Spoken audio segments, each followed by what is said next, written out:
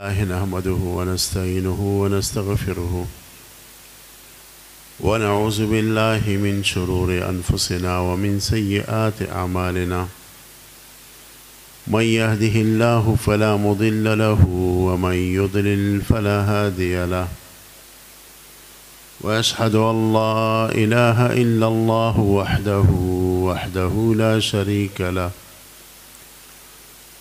وأشهد أن سيدنا وسندنا ومولانا وشفينا ورحمتنا محمدا عبده ورسوله وصفيه وخليله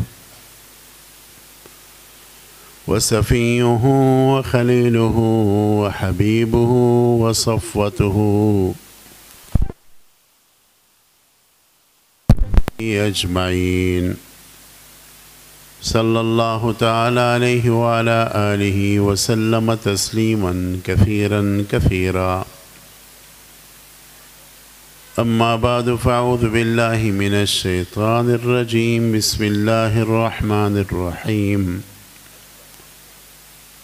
ما كان محمد أبا أحد من رجالكم ولكن رسول الله وخاتم النبيين وقال رسول الله صلى الله عليه وسلم لا يؤمن أحدكم حتى أكون أحب إليه من والده وولده والناس أجمعين أو كما قال عليه الصلاة والسلام ألف مرة وبعدد كل ذرة. والحديث رواه الإمام المبجل أمير المؤمنين في الحديث أبو عبد الله محمد بن إسماعيل الجعفي اليماني البخاري رحمه الله تعالى. قابل صدر احترام صدر مجلس بدي انتهائي درن بابرکتا جلسه کی تشریف فرما ډیر معزز علماء کرام او طلبه اعزام او په اسلام باندې ډیرو مینو ډیرو درنو او ډیرو غیرتمند مسلمانانو ورونو د رسول الله صلی الله علیه وسلم سره نسبت دا یو ډیر لوی فضیلت دی یو ډیر لوی منقبت دی او یو ډیر لوی سعادت دی. حضور پاک صلی الله علیه وسلم سره د دې امت نسبت راغی نو دا امت په تمام امتونو باندې اوچت شو. د هغې سره د دې امت نسبت راغی نو د مخکنو امتونو په وجه دی قیمتي شو. عمر یې لږ دی او ثواب یې د مخکنو امتونو په نسبت ډبل دی. په خپل یو حدیث کې رسول الله صلی الله علیه وسلم فرمایي چې زما د امت او د نورو امتونو مثال دا دی چې یو سړی د اوړي په ورځو کې د سحر په وخت کې مزدوران راغوښتل او په سخته ګرمۍ کې د عربو په هغه سخته ګرمۍ کې تر ماسپښینه پورې په دې مزدوري وکړه. خولۍ پې بیږي په جامو کې وچ ځای نشته محنت او خواري وکړه او بیا ماسپښین چې د دې څونه حق کېدو یو اشرفی هغې ورته ورکړه.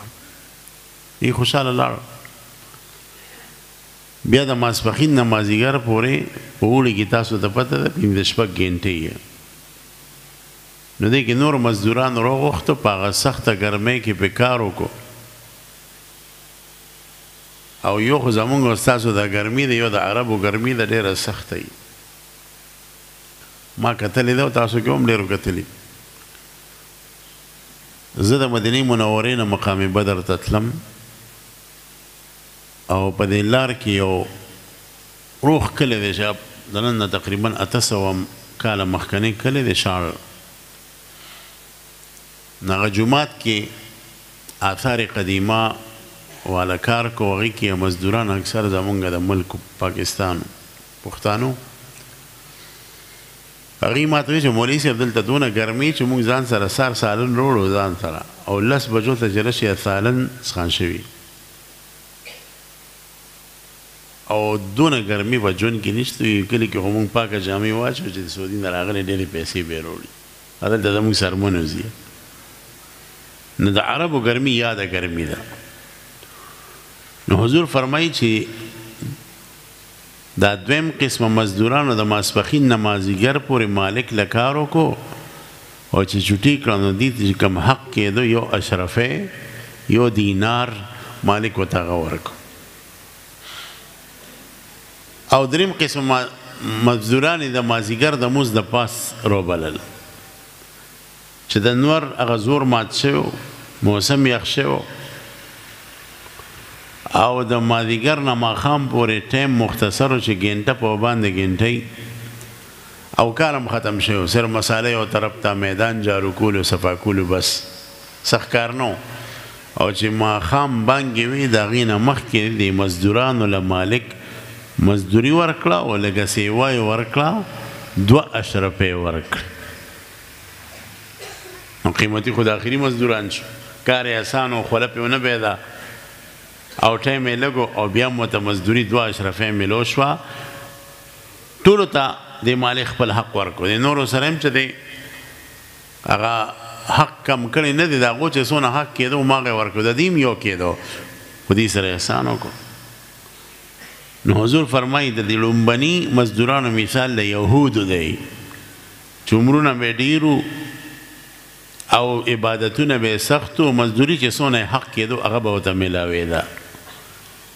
او د دې دویم قسمه مزدورانو مثال د عیسایانو دی چې عمر یې بیا هم ډېر و عمل یې سخت و مزدوري چې څونه حق کېدو هغه به ورته میلو شوه او د دې دریم قسمه مزدورانو مثال زما د امت دی د حضور په خپله فرمایي ګورې ښه چې د هغه خبره د کاڼي لیک به روان چې خو د حضور خبره نه رواني هغه صادق المصدوق دی وی د دریم قسمه مزدورانو مثال زما د امتیانو دی چې عمر یې لږ دی عمل یې اسان دی سخت نه دی او په لږ وخت کې ډېره نیکۍ ګټلی شي او مزدوري هم ورته ډبل میلاویږي 2 اشرفې نو دا امت چې قیمتي دی د دې نسبت د امام الانبیاء حضور پاک صلی الله علیه وسلم سره راغلی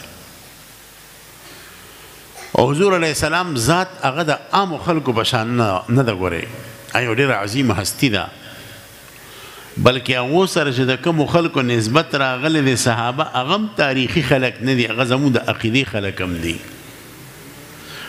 نو زموږ د عقایدو په کتابونو کې چې څنګه د حضور پاک صلی الله علیه وسلم اوچته درجه ذکر کیږي د صحابو درجه هم د عقایدو په کتابونو ذکر کیږي ځکه نسبت د حضور پاک صلی الله علیه وسلم سره راغلی او د حضور علیه السلام د ذات شریف سره متعلق چې کوم عقاید دي هغه عقاید زده کول ضروري دي ګورئ او په هغه عقیدو کې یو اهم عقیده د ختم نبوت عقیده ده لہذا د ختم نبوت عقیده دونه اهمه ده چې امام ابو یوسف صاحب نم دا روایت دی د امام ابو حنیفه صاحب نم چې چا د نبوت دعوه وکړه دی خو کافر شو خو یو بل سړي ته تپوس وکړو چې تا سره په خپل نبوت دلیل څه دی وی دا چا چې ته تپوس کړی دی دی هم کافر شو ځکه چې د ده شک پیدا شو ځکه خو تپوس وکړه که نه چې کم سړی د نبوت دعوه کوي ته ورته د دلیل تپوس کوې سر د ته نه جدا کوه ته ورته لا دونه صبر کوې چې تا سره پې دلیل څه دی لا وخت وله ورکې نو د وخت ورکولو ګنجایش هم پکې نشته امام ابو یوسف رحمت الله علیه په مجلس کې هغوی د حضور علیه السلام عادات شریفه بیانول په هغې کې د هغې یو عادت شریفه دا بیان کړو چې د حضور علیه السلام کدو ډېر خوښ و کدو په دې سبزو کې بهترینه سبزي ده او د معدې د علاج دپاره بهترین شی دی د تمامو مرضونو مور څه ده معده ده چې معده دې صحیح ټول بدن به دې صحیح خو چې معده دې خرابه شو نو بیا لیونی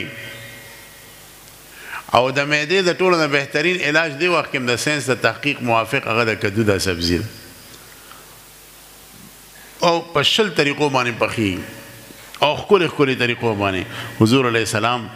د خپل اعلی شفافیت طبیعت په وجه کدو خو ځکه کدوم اعلی سبزي ده نو امام ابو یوسف سے د کدو متعلق خبره کوله یو کس پاسې دی یاره چې زما خو کدو نه خوښ ښه ته د حضور پاک د خوښې خلاف ځې دا سر ته وخی او قاضي القضات او چیف جسټس دغه د خبرې چا خلاف کولی شو او وخت د علماء هولډو وزغه د 500 تختې ته وخیجو اپا جړاش یاره چې ما ته پته نه ما نه غلطي وشوه او ډېره سخته غلطي رانه وشوه چونکې هغه په خپله قاضي القضات او چیف جسټس او هغه ته اندازه وشو چې دا سړی غلط شوی دی او په صحیح توبه وباسي نو هغه ته هغه سزا لرې کړه دونه اهمه مسله ده د دې وجه نه شیخ عبدالحق محدث دهلوي صاحب لیکلی دي چې د یو سړي په طبیعت باندې کدو ساز نه راځي هغه دې دا نه وایي چې زما کدو نه دی خوښ هسې نه چې بېدبي راشي هغه دې دا وایي چې زما د ژبې دا ذایقه ډېره ښکته ده او د کدو دا ذایقه ډېره اعلی ده ځکه حضور خوښ کړې ده ابه کومه اعلی سبزي خو زما د ژبه کې نقص دی نو زما د ژبه باندې کدو ساز نه راځي ځکه زما د ژبې کمزوري ده کدو ډېر اعلی سبزي ده نو سزا او ګناه او کمی دی په خپله ژبه کې روغ کړي په کدو کې دې نه روباسي ګوره دا څونه اعلی خبره دا ادب دی ادب نو پیغمبر علیه الصلاة والسلام سره متعلقه عقایدو کې ختم نبوت عقیده هم عقیده ده او دا پکابرو کړي دي داسې ستاسو د بچي د سپارې سبق وایي الف با تا وایي عمددي په دې مکاتبو کې تعلیم الاسلام کتاب پڑھاوي او تعلیم الاسلام کې په ابتدایي عقایدو کې د ختم نبوت عقیده لیکلې ده زنانو ته د عقیده یادول پکار دی چې د رسول الله صلی الله علیه وسلم نه پس د بل نبی نشي راتلی تر دې چې اخره زمانه کې به سیدنا عیسی علیه السلام د اسمان نه راکوزیږي دا زموږ عقیده ده خو هغه به د پیغمبر علیه السلام د دین د تکمیل لپاره راځي او د جهاد د تکمیل لپاره به راځي چنانچه روایتو کې راځي یو روایت کې د مازدیګر منځ راځي یو روایت کې د سحر منځ راځي زیات راجح د سحر منځ دی چې دجال براوتی د په مقابله کې به حضرت مهدی علیه الرحمه والرضوان راوتی جهاد بجاری د سارې جمع به ودرېدو والی د دمشق د یو مسجد په مشرقي مناره به سیدنا عیسی علیه السلام راکوز شي د اسمان نه په دوو کسانو به لاس اچولي ویښته به لامدی د ویښتو نه به دا دارې او د اوبه ساسي لکه د هیرو ملغلرو په شان ښایسته به ښکاري را به شي علما او اولیاء او بزرګانو سره به جوړ تازه کې ملو به شي بیا به حضرت مهدي صاحب ورته وفرمایي چې جی تاسو پیغمبر یا خپل تاسو جمع ته مخکې شئ موږ تاسو پسې مونځ کوو حضرت عیسی علیه السلام به ووایي نه ته په خپله مخکې شه علما فرمایي چې عیسی علیه السلام به په خپله مقتدي شي یا حضرت مهدی صاحب به مخکې شي یا دې کې دې طرف ته اشاره ده چې زه نبیم خو به طور امتی راغلی ما ځکه د حضور پاک علیه السلام په امتی حضرت مهدی صاحب پسې رستو په اقتدا کې مونځ کوم نو رستو مونځ به وکړي او د هغې نه پس به د دجال سره جهاد شروع شي او دجال به مردار کیا نو حضرت عیسی علیه السلام هم د امتی په انداز کې راځي د عیسایت د دین د تبلیغ د پاره نه بلکې د محمد رسول الله د دین اسلام د تبلیغ د پاره به راځي نو د ختم نبوت عقیده په بنیادی عقایدو کې ده او قادیانان همیشه د لستوړي ماران دي به تعالی دوکه درکوي دي ځان ته قادیاني چرم نه وایي دي به ځان ته څه وایي اول خو مسلمان وایي چې ډېر زور دی پرې واچو وایي به زه احمدي مسلمان یم نو دا احمد نوم خو خوږ نوم دی په دې هم تعالی دوکه درکوي مرزا غلام قادیانی چې دی هغه ته خپل نسبت صراحت سره نه کوي ځکه دی وی مونږ ګیري نو دا د لستوري ماران دی هغه ځای کې مار لړم دی تا ته پته دی کې مار لړم دی فصل کې د دیوار کې ته به خوالم نه ورځي او چې ورځي نو ته به په یارې سره ورځي خو چې ستا په دې لستوړي کې مار او لړم دی او تا ته پته نشته چې دا مار او لړم دی دې نه به ځان څنګه بچ کړي د قادیاني مثال د لستوړي د مار او د لړم دی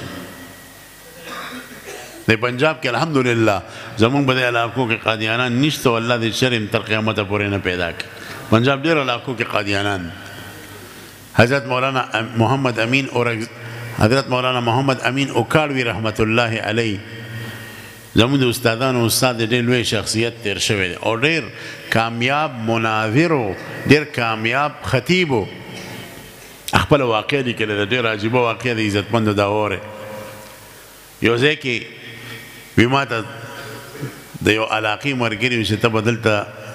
د سیرت د بیان دپاره راځئ ما انشاءالله وخت میلو شي بیا راپسې رال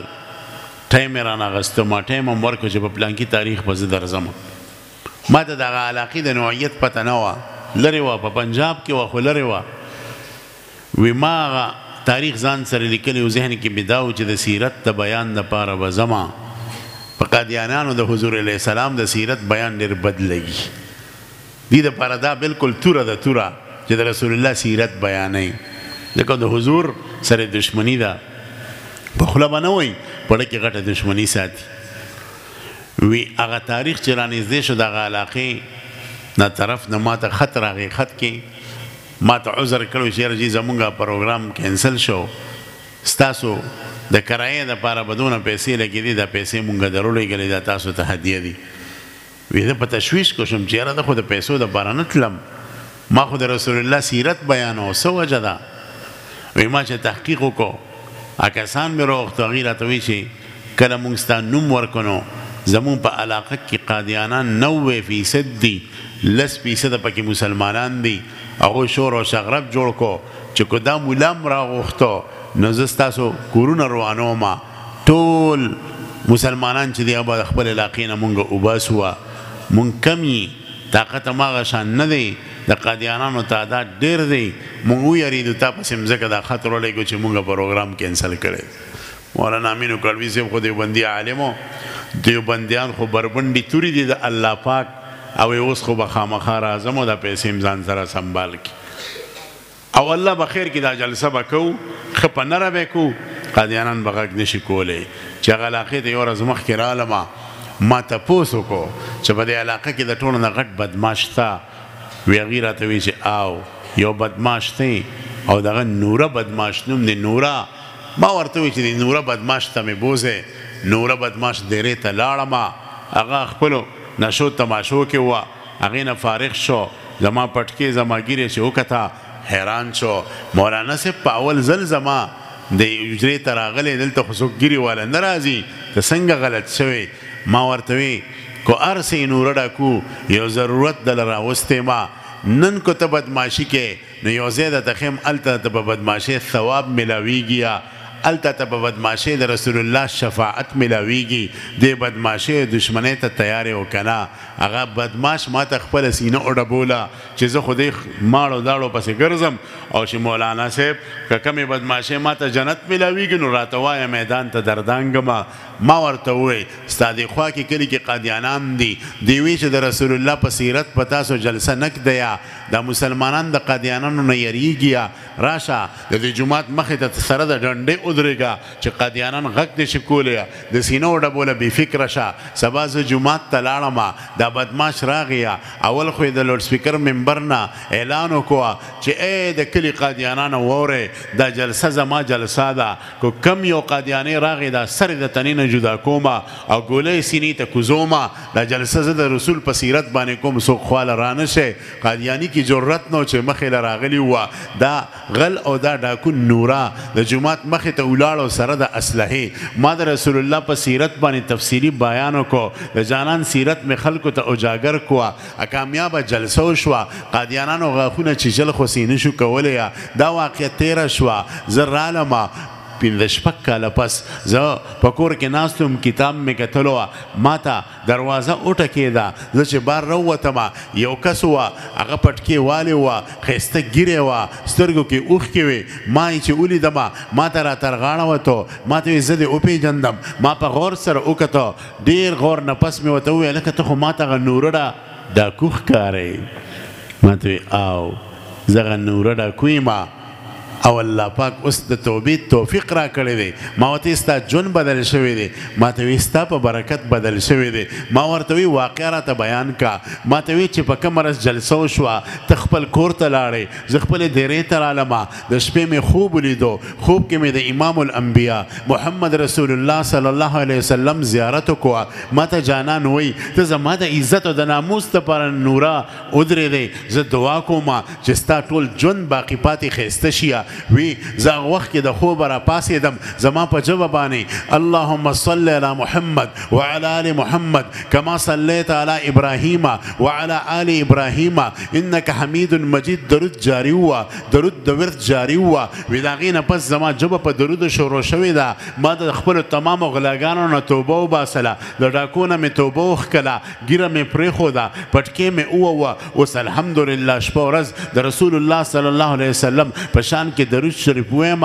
ستا په وجه زما په ژوند کې انقلاب راغلی دی او الله پاک زه د غلاګانو نه توبهګار کړم دا د یو ډاکو واقعه وګورئ یاد ساتئ د حضور علیه السلام د ختم نبوت د عقیدې سره چې څوک هم نسبت ساتي د اوچت خلک دي د حضور علیه السلام سیرت دا بیانول پکار دي دا زده کول پکار دي چرې به یو سړی ګمراه نشي چې د پیغمبر علیه السلام د ژوند نه خبري نن اکثرو ځایونو کې به تاسو ګورئ زموږ په پاکستان کې یو طرف ته به یو ګستاخ راپاسي به ګستاخي وکړي بل طرف ته یو وجه د دې خدا ده چې شاته ورپسې لابي یا شاته ورپسې طاقتونه یا شاته ورپسې پیسې یا خو یو اهمه وجه دا ده چې هغوی جاهلانی د رسول الله د سیرت نه د رسول الله د شان نه د پیغمبر د اوچتې درجې نه هغه جاهلانی ناپوهه د پیغمبر علیه السلام د سیرت نه بېخبره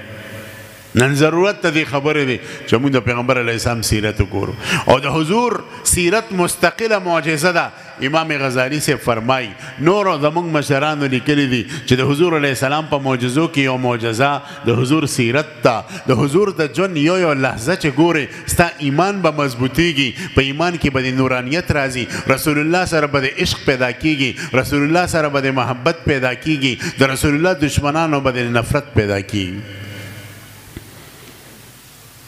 رسول الله صلی الله علیه وسلم په معجزاتو کې یو عظیمه معجزه د هجرت معجزه ده هجرت په وجه الله تعالی اسلام له وسعت ورکو چې پیغمبر علیه السلام د مکې مکرمې نه مدینې منورې ته هجرت وکړه علما فرمای د سیرت علما چې رسول الله صلی الله علیه وسلم مکه مکرمه کې و دا د نبوت 11 کالو اسلام کې د ګوتو په شمار باندې یو څو کسان داخل وو او د حج په موسم کې به اکثر د مدینې منورې نه خلک راتلو هغه زمانه کې نوم یثرب مدینه منوره نه وه شپږ کسان رال پیغمبر علیه السلام به د میلمنو په تاک کې چې دی راشي د حج په موسم کې زه به ورته د اسلام دعوت ورکړم حضور دغه شپږ کسان د مدینې منورې ځان سره مینا ته بوتلو مینا کې یو ډیری وه اوس هغه روانه شوې ده هغه ډیری خو نه ده کتلې 2017 کې چې زه تللی وم په مینا کې ترکو هغې سره یو جومات جوړ کړی و هغه جومات هم اوس نشته روان کړی دی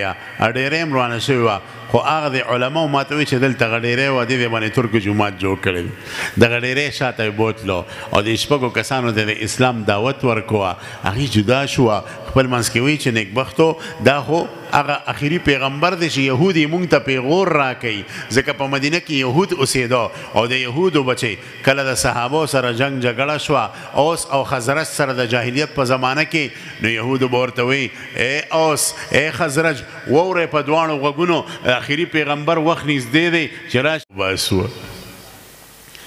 نو نیکبختو دا خو هغه پیغمبر ښکاري راځئ چې د یهودو نه پې مخکې شوه خو چې اسلام راوړو نو ګورې سر به هم د دې پیغمبر دپاره قربانه وه هسې اسلام راوړل نه دي ګورې ای اسلام قبول کړو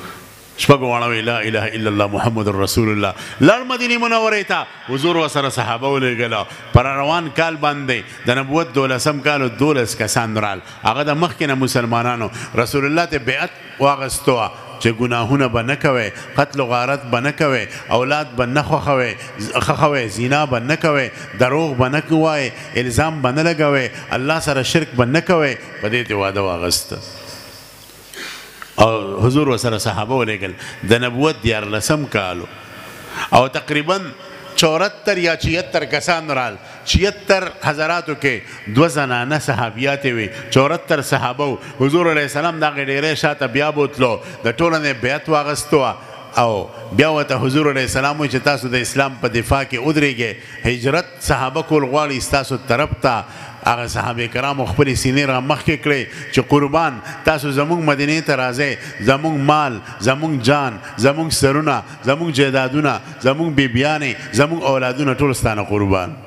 د غیرت نه ډکه خبره یې وکړه عربو کې غیرت ډېر مثالي وه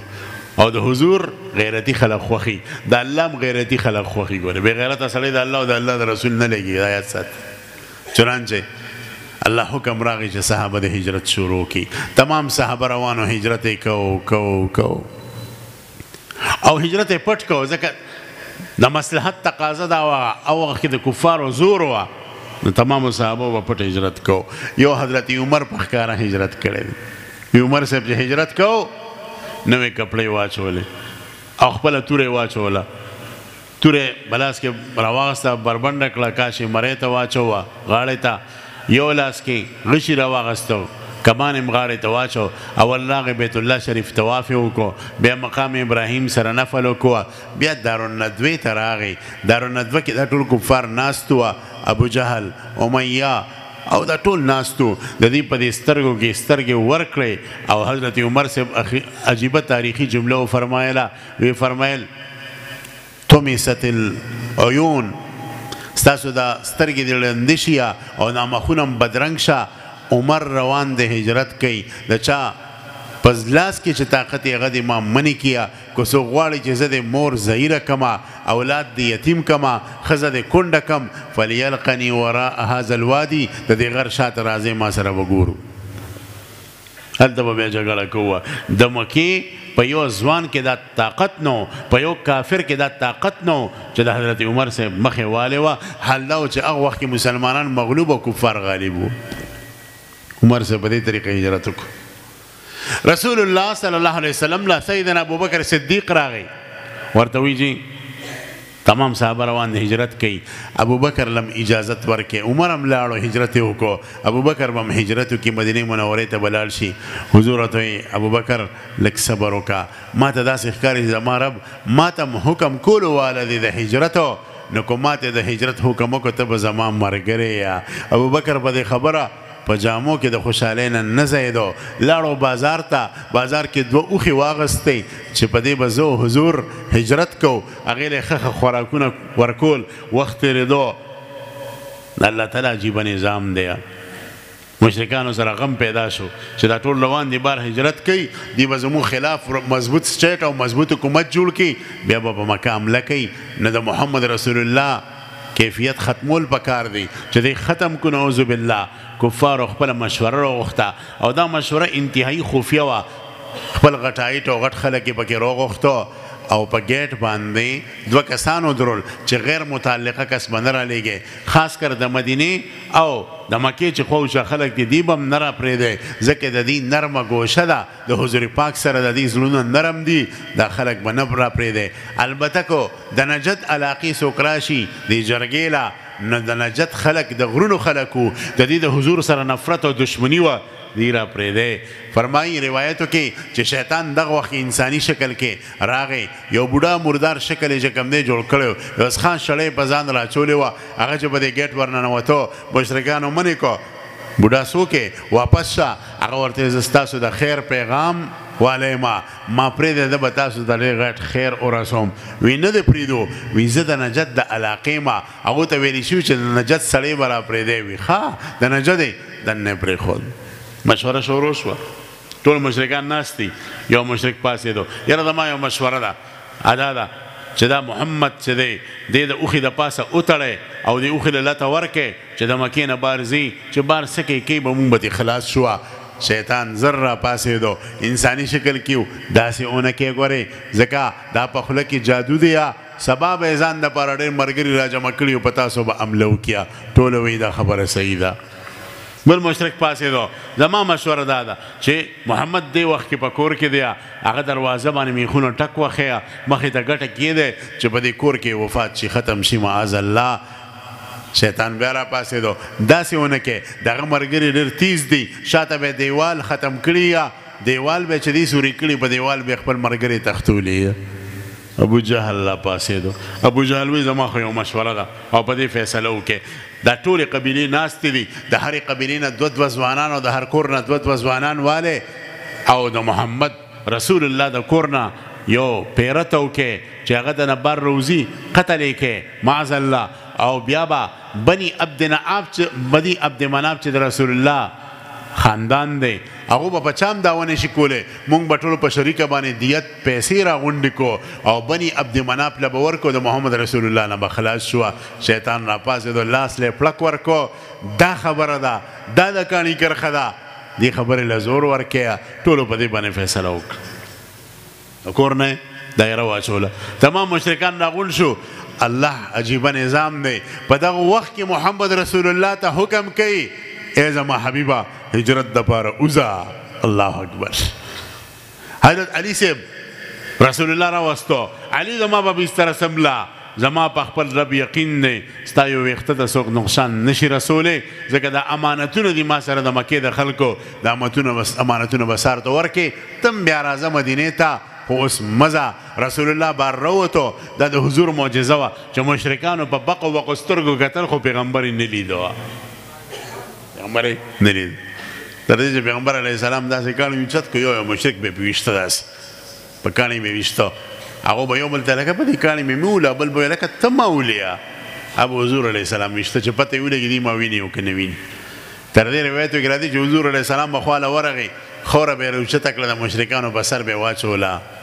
هغوی به سرونه څنډل چې دا خوره ده کمې راله سیلې راله کوسرال وی دا خوره حضور علیه السلام د دې په سرونو ځکه اچوله چې الله زه اوچت کړم او تاسو یې د خورې په شان ذلیله کړئ د ځمکې په شان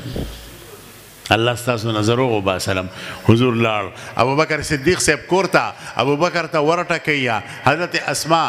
رضی الله تعالی عنها ورکولاوي د الله رسول تاسو خیر دی د شپې په دې وخت کې حضور ته فرمای الله حکم کړی دی چې تاسو هجرت وکړئ اسما فرمای زموږ په کور کې منډې تړلې جوړې شو لکه د اختر کیفیت وه ابوبکر صاحب تیار شو حضور علیه السلام تیار راغلی وه په کور کې د کجورو یو بوجۍ پرته وه کجورو نه ډکه وه هغه مې راواغسته د اوبو یو مشکیزه مې تیاره کړه د کجورو د بوجۍ د سر د تړلو دپاره څه کپړه نه وه څه تار نه وه وي زما لوپټه وه هغه لوپټه مې زر په تادی کې وشلوله او د کجورو بوجۍ مې پې وتړله د دې وجه نه د حضرت اسما صاحب لقب دی ذات النطاقین هغه عظیم هستی چې د اسلام دپاره خپله لوپټه شلولې وه حضور ابوبکر روان شوه او غار ثور ته لاړ غار ثور ډېر اوچت دی تاسو چې خېږئ 3 ګنټې وخت ولي ګورئ ښه ګپ نه دی څوک ورته ختلي تاسو ته به پته وي ډېر زیات اوچت دی حضور علیه السلام هغې ته وختوه بلکل هغه د مدینې منورې نه په مخالف سایډ دی مدینه دې خوا ده غار ثور دې خوا دی د دې وجه نه حضور په حدیث کې فرمایي الحرب خدعه جنگ دوکه ورکول دی جنگ کې به دوکه ورکې دشمن له اله به کامیابېږي خو چې ګورې کافر سره جنګ یې نه چې تاسو دا خبره په مسلمان اپلای کې ګورې مسلمان سره خو جنگ حرام دی که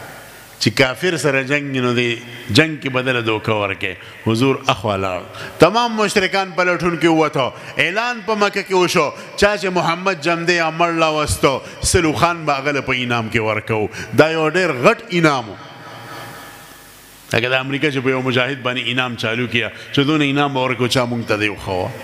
حضور علیه السلام روان شو غار ثور کې پړاو واچو مشرکان پلټون کې هغه ځای پورې ورسېدو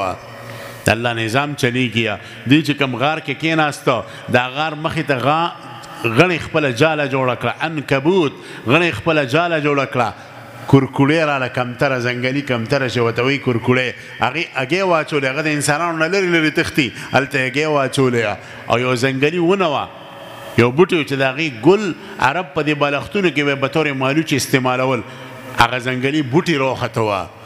دا د دې علامت چې دلته څوک نه دي راغلی مشرکان رسېدل وي دې غار کې به نور بل ملګري ورته وي دې غار ته به څنګ ته د غڼې جالې ته وګوره دا جاله به نه روانې ده او دا هګۍ چې ښکته په دې جاله کې پرتې دي د کورکوړې دا به نه ماتېدی دې بوټي ته وګوره دا بوټي خو به داسې ځای کې نه راخېږي چې کوم ځای کې انسانان دې غار ته نه دي تللي قیافه شناس د عربو مشهورو چې هغه به سړي ته وکتل دا به ووایي دا د پلانکي زوی دی د پلانکي نوسی دی د مخ او د خپو د لاسو نه به بنده پیژنده دونه ماهر و قیافه شناس چې مشرکانو ځان سره هلته قیافه شناس بوتلي وو هلته په ځمکه باندې چاپونه وو د خپو خپل بخپو چاپونه وو نه قیافه شناس بل مشرک ته وایي چې دا خپه خو د ابوبکر ده زه پرې ته قسم خورم دا خپه د ابوبکر ده او دا بل خپه نه پیژنم خو په مقام ابراهیم کې چې د کومې خپې نښه ده د ابراهیم علیه السلام دا خپه د هغې په شان ده بلکل او هغه د محمد رسول الله خپه وه لکه حدیث کې راځي بخاري شریف روایت دی رسول الله فرمای ما په اوم اسمان کې خپل بابا سیدنا ابراهیم علیه السلام وکتو چې بیت المعمور ته ډډه والې وه بیت الله شریف په سید کې د اوم اسمان د پاس هم د الله کور دی هغې ته ډډه والې ده ماشومانو ته سبق خول ما وکتو ابراهیم علیه السلام چې بالکل زما او د هغه شکل یو بل سره یو شان زه د خپل نیکه ابراهیم علیه السلام په شان یم نو دا خپې هم دغه په شان و نو قیافه شناس وایي چې دا خپه خو نه پیژنم چې دا مکه کې د چا ده خو قسم دی چې په مقام ابراهیم کې کومه نښه د خپې ده دا خپه د هغې په شان ګوره دونه ماهران و هغه د حضور علیه السلام خپه برحال ابوبکر صاحب دنه حضور ته وایي ای د الله رسوله که ښکته وکتو ما او تا به ویني اوس به څه کوو حضور دی په اطمینان سره جواب ورکوو ابوبکر مه یریږه الله مونږ سره دی زمونږ د رب حضور علیه السلام وفرمایي ابوبکر دی بل طرف ته وګوره بل طرف بند و خو چې ابوبکر صاحب دی بل طرف ته وکته معجزه ظاهره شوه سمندر او د سمندر غاړې ته کشتۍ تړلې شوې وه حضور ته ابوبکر کو دې مونږ ولیدو د کشتۍ کې به ناست یو لاړ به شو د هغې نه پس مشرکان واپس شوه حضور علیه السلام 3 شپې 3 ورځې هلته تېرې کړې او بیا د مدینې منورې په لورې باندې روان شوه لار کې یو خیمه لګېدلې وه عرب اگر چې کفار وو لیکن سخاوت پکې و شونتیا پکې نه وه ام معبد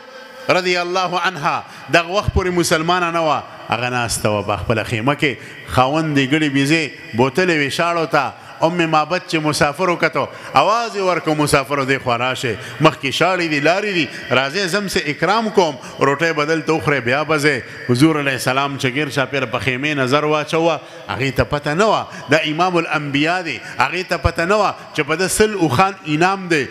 نو حضور ورته ووایي ای ام معبد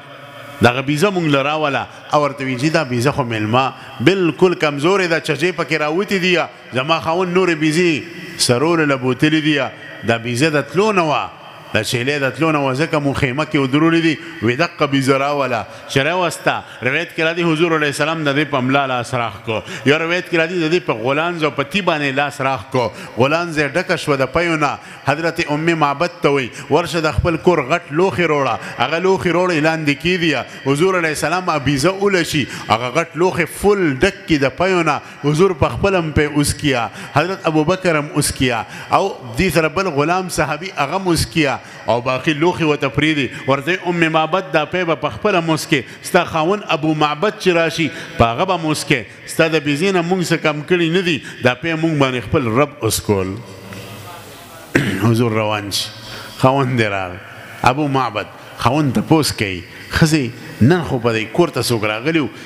ځکه د خیمه کې د کور کې یو خوشبو ده یو خوند دی یو مزه ده یو لذت دی څوک راغلي وه او ورته یو ځوان و ښکارېده د قریشو خبرې وې چې کولې د خولې نه مې ګلونه را دوړېده انتهایي ښایسته مزېدار و مخکې نورانیت وه تندې ځلېدو او ورته قسم دی دا خو د قریشو ځوان محمد دی چې د نبوت روړی دی او دا خو د خدای پیغمبر دی د ده د پاره محبت زما په زړه کې د مخکې نه موجود وه زه خو دې سړي باندې ایمان راوړم ستا څه خیال دی بیبي ورته وایي تا نه دي لیدلي ایمان پرې راوړی ما خو لیدلی دی زه خو په هغه باندې عاشق یم زم پې ایمان راوړمه داسې عجیب انسان ما چرته هم نه دي لیدلی هغه دواړه روان شو مدینې ته د حضور نه پس ورسېدو دواړه لا اله الا الله محمد رسول الله کلمه و مسلمانان شو او ناشنا خبره د دغې بیزې په باره کې راځي چې دا د حضرت عمر صاحب د خلافت پورې جم دی او کالو سر به پی ورکول. تاسو کې به زمینداران ناست دي بیزه چې ډېره مړنۍ شي 2 میاشتې پی ورکوي 3 میاشتې پی ورکوي هغې به کالو سر پی ورکول او په ټول کلي کې به هغې پی ویشل او هغه پی د حضرت عمر صاحب په دور کې هغه بیزه چې دی مړه شوه. دا د حضور علیه السلام د الله سره ښکلو او برکت چې الله پاک په بیزه کې برکت راوستی وه. حضرت انس صاحب فرمایي چې حضور علیه السلام مدینې ته رانږدې شو موږ به روزانه وتلو د سهار نه ماښام پورې به انتظار کو بار د مدینې نه چې جانان به رورسي ماښام به بیا واپس شوه ځکه ډېر سفر وه یو مازدیګر ماښام وه موږ په انتظار ناست وه حضور په هغه رزم رانغیه موږ واپس شوه یو یهودي بره کجوري ته ختلی دی هغه حضور علیه السلام د لرې نه او سیدنا ابوبکر صدیق صاحب ولیدو په چغو شو مسلمانانو ستاسو پیغمبر او نبی رورسېدو بس په موږ اختر شوه حضور رانږدې شوه موږ لاس پې له ښکلو مو مینه او محبت هم ورسره کوله روان شوه په مدینه منوره کې د اختر کیفیت شو ماشومانو نظمونه ویلو زنانه لارو ته راوتې وې د خوشحالۍ نه سړو چې کوم دی انتظار کو مدینه منوره کې. حضرت انس فرمایي ما په مدینه منوره کې ژوند تیر کړی دی او زما د ژوند 2 ورځې وې چې یو ورځ کې داسې خوشحالي ما نه وه کتلې کومه خوشحالي چې په هغه ورځ وه او یو ورځ هغه ورځ وه چې داسې خفقان پکې ما نه دی کتلی کم خفقان چې په هغه ورځ کې ما کتلی دی د خوشحالۍ هغه ورځ وه چې رسول الله صلی الله علیه وسلم په کومه ورځ باندې مدینې منورې ته رورسېدو داسې خوشحالي ما په زندګۍ کې بیا ونه کته او د خفقان هغه ورځ وه چې په کومه ورځ باندې امام الانبیا علیه السلام د دنیا نه پرده وکړه او د دنیا نه تشریف وړه. مدینه کې تیاره شوه مدینه منوره کې بالکل هغه رڼا ختمه شوه او حضور علیه السلام په روضه مقدسه چې مونږ خوره واچوله فاستنکرنا قلوبنا زمونږ د زړونو کیفیت دغه وخت نه بدل شو او نورانیت یې کم شو د حضور د مجلس چې کم نورانیت او نورانیت کې کمی راغی. د امام الانبیا علیه السلام هجرت وه د امام الانبیا علیه السلام هجرت مستقله معجزه ده.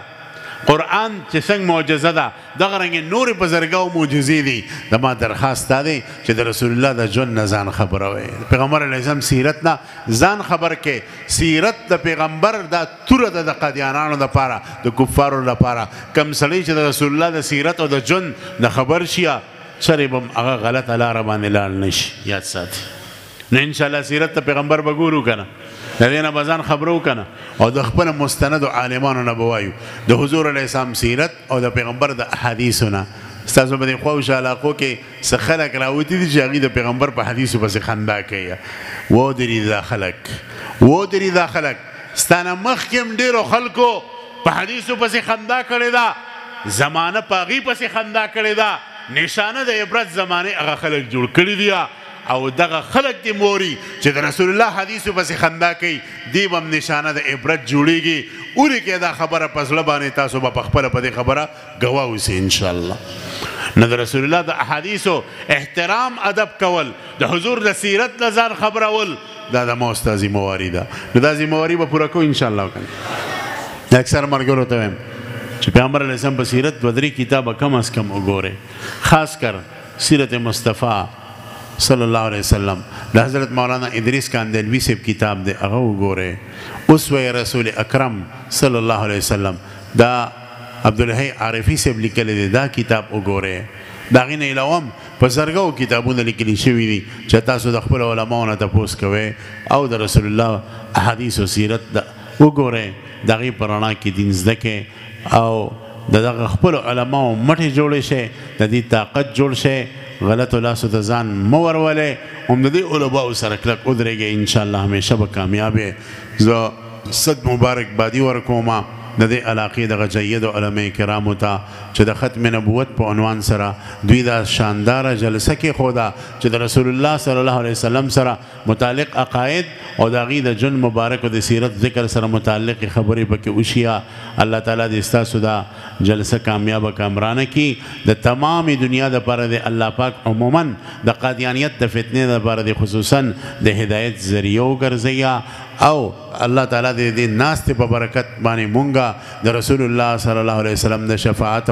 مستحق وګرځوي په هغه سخته ورځ باندې چې پلار به د بچو نه تېښته کوي ښځه به د خاوند نه خاوند به د ښځې نه مور به د اولاد نه تېښته کوي. په داسې ورځ دی الله پاک زموږ شفاعت نصیب کیا. جلسه به ان شاء الله د بوز د پسم رواني تاسو به شوق ذوق سره کینې ما ته دی وخت پورې وخت راکړی شو هغه وخت پوره شو الله تعالی دې موږ تاسو له په دې خبرو د عمل کول توفیق راکړي واخر دعوانا الحمد لله رب العالمین